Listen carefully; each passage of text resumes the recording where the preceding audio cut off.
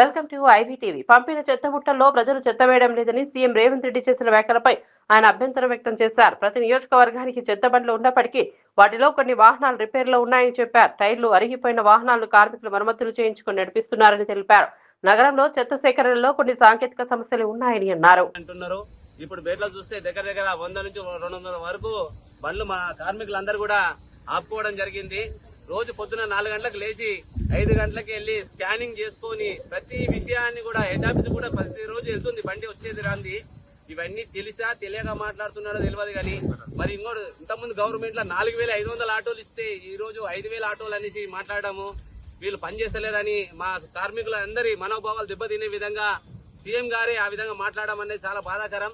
మా కోసం కొత్తగా జిహెచ్ఎంసీ ఎలక్షన్స్ వస్తున్నాయి, కొత్తగా బండ్లు ఇస్తారేమో. మాకు ఇంతవరకు కరోనా టైంలో కూడా మేము ప్రాణాలని అడ్డుపెట్టి కరోనా టైంలో కూడా మేము వాళ్ళకి ఆపకుండా ప్రతి ప్రజల్ని మొత్తం కాపాడుకున్నాము.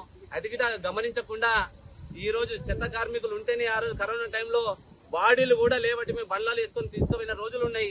అది కూడా గుర్తించకుండా మన సీఎం గారు ఈ విధంగా మాట్లాడడం, కార్మికుల మనోభావాలు దెబ్బతినే విధంగా పనికి వస్తలేరు, పని చేస్తలేరు అనడం చాలా బాధాకరం. ఈ రోజు వరకు కూడా 11-12 గంటలకు కూడా స్వచ్ఛ ఆటోలని టిఫిన్లు చేయడం, స్వచ్ఛ ఆటో దాంట్లోనే కూర్చొని అన్నం తినడము, ఆ విధంగా ఎంత డస్ట్ ఉన్నా ఎంత మురికి ఉన్నా సరే దాంట్లో నుండి ఇంత కష్టపడే కార్మికులను కూడా గుర్తించకుండా ఆ విధంగా సీఎం గారు మాట్లాడడం అనేది చాలా బాధాకరం.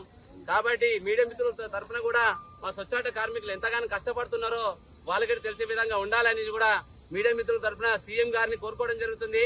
మళ్ళా ప్రధాన డిమాండ్ ఏం లేదు, మా స్వచ్ఛ ఆటో కార్మికుల్ని గుర్తించే విధంగా ఉండాలి.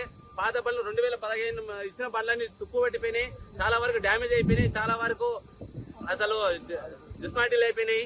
కొన్ని ఒక 500-600 వరకు ఉన్నాయి. కొత్త బండ్లు కొత్త ప్రభుత్వం వచ్చింది, కాంగ్రెస్ ప్రభుత్వం వచ్చింది, బండ్లు ఇస్తారేమో. ఇంత గత ప్రభుత్వము 4,500 ఆటోలు ఇచ్చారు, ఈ ప్రభుత్వం ఒక 6,000 ఆటోలు 7,000 ఆటోలు కార్మికులకు అందరికి ఇస్తారేమో అనుకున్నాము అని ఉన్నాము. ఇంతకుముందు కూడా మాకు ఫ్రీగా ఏమి ఇవ్వలేదు, మేము 80% 80,000 85,000 ఎస్సీ వాళ్ళు 42,000 ఆ విధంగా కట్టుకుని తీసుకున్నాము. డ్రైవర్ కమ్ ఓనర్ కింద బండ్లు ఇవ్వడం జరిగింది.